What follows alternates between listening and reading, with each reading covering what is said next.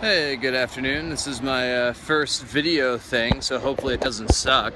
But I'm walking the dog. There's Jack somewhere, and then there's the ocean. It's a lovely sunny day here in San Diego. But I've been having neck pain, and I wanted to share a little bit of a brain-based thought process to affect biomechanics a little bit more quickly and a little bit more with a full picture in mind. So my neck hurt when I was I didn't know how close I was. See, this is gonna kind of suck, but that's all right. You gotta start somewhere, right? So my neck hurt turning to the left, and my shoulder blade kind of underneath has been kind of twingy for about a week. Haven't put a lot of thought into it. It hasn't been a problem, but it started to be kind of a pain in the ass today. Didn't sleep much last night. Airport early to drop my girlfriend Shannon off, so I'm feeling it a little bit. So I put a little effort into what was going on. So turning to my left, moving my left shoulder is a voluntary movement driven by the right cortex. 10% of the information is actually going towards those movements, turning or moving my shoulder. 90% of that information actually fires down the right side, down a structure called the PMRF. It overlaps your brainstem, where movement of your eyes, smell, balance, hearing, gag reflex, teeth, throat, swallowing, tongue, all that kind of stuff live, because they are, imagine living without those. So very important stuff, live next to it. So right PMRF stabilizes that movement. I know a few things about myself. I was a high-level athlete, so I used the right side of my body a lot.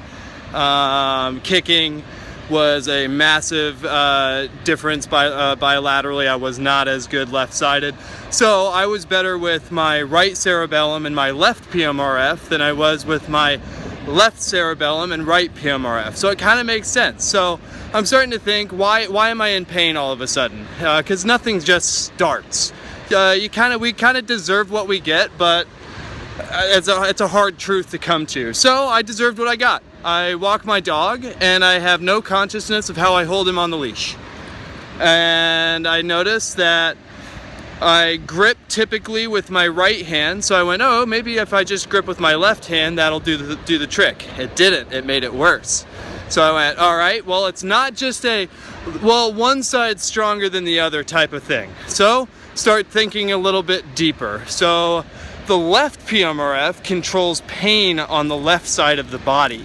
So I thought, well, maybe since I have a left cerebellum issue, and it could affect the left PMRF because everything in the brain pretty much talks to one another at some level, I can extend my left hand, not actually grip the leash, but put it through my hand like so, extend that, and every time he pulled, I could extend my left shoulder back.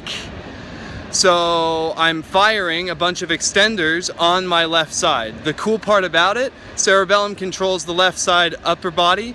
The PMRF also controls the muscles on the upper body on that left side. So I started doing that and went, hey, that kind of feels good. And I said, maybe I can add to it. There's this thing called the cross-cord reflex. That's how you walk. That's how you do all of your non-conscious bilateral movements, like riding a bike and stuff like that. You're not sitting there going left foot, right foot, swing back, swing forward with that shoulder. It's just natural. So we can tie into that thought process as well by adding a grip on the right side every time that he pulls. So I've got three things going on. I've got my left hand extending, my left shoulder extending, thinking more kind of lats, posterior delt a little bit, more actually teres and rhomboid actually.